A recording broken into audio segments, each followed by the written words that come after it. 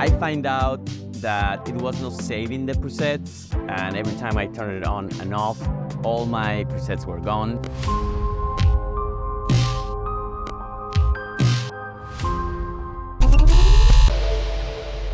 Welcome to a new Nostalgic Explorer video, and today I'm going to show you how I replaced the battery of the LinnDrum machine. Actually, when I was doing the video of the history of this machine, I find out that it was not saving the presets, and every time I turn it on and off, all my presets were gone, which is very sad. And that's why I have to replace the battery. I know that this is a very common issue that happens with this machine. When I acquired the machine, I didn't do anything to it. It was fully working, so I didn't have to put my hands on it. I actually gonna show you how you can solder the new battery into the power supply board of this machine. Something that I have to tell you is that if you don't have the soldering skills, I don't recommend you to do this because the new battery overheats and it can explode. I got the battery on Cintar, which is an amazing website that I recommend you if you're looking for pieces for your keyboards and drum machines. These batteries brand new, but actually they say, and they have that disclaimer on their website, that you shouldn't do it if you're not skilled for soldering. And I couldn't find any video on how to desolder the battery and solder the new one again. It should be very easy to do it. It's actually quite simple, and maybe you don't need a video, but I thought it was good. It's always nice to see what someone else is doing, so you can have like a more precision when you're doing it. Before actually pulling the trigger on buying the battery, I have to tell you that there's another website called ThinkChaser that they have the LinnDrum power supply board replacement that they make, and it's actually not expensive. It's only $89, I think. And I know if you might take it to service, they might tell you that it's going to be more expensive, and you might end up spending something around $400 in just replacing the board. And these guys from ThinkChaser, actually, they sell it for cheap for the same reason. They wanted to offer something that is not that expensive and is new, and you can put rechargeable batteries there. When I find out that ThinkChaser actually had that board, I already bought the battery, so I was like, I'm not going to buy it for now, and I'm going to try to replace it in the old boards, and if something goes wrong, then my plan B is to go and buy the ThinkChaser replacement. But before I continue, I would like to invite you to like and subscribe to this channel, because I noticed that there's a lot of people watching this video, but they are not subscribed.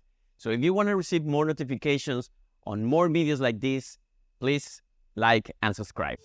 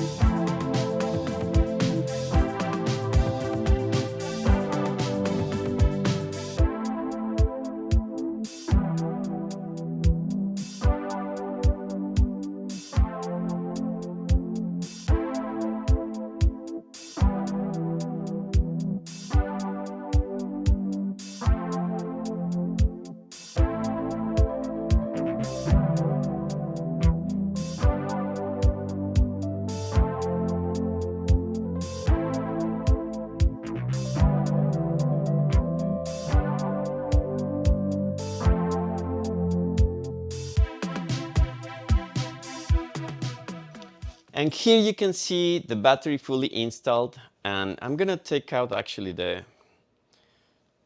camera from the tripod so you can see.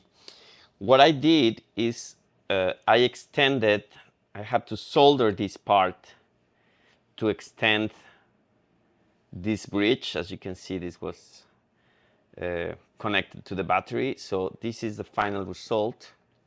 So you can see now is solder in here. So this is the new battery. This is someone mark the plus and minus. Make sure that you have the plus where it corresponds, obviously, because if not, I don't know what will happen actually if you do the opposite. Maybe it doesn't work.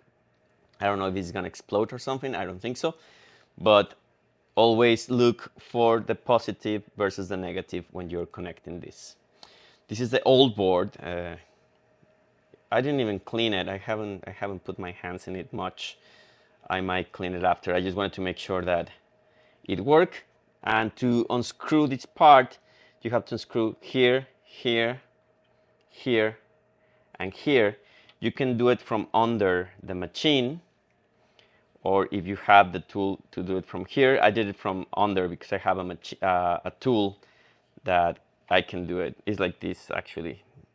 It's something like this. So you know, and you disconnect this part.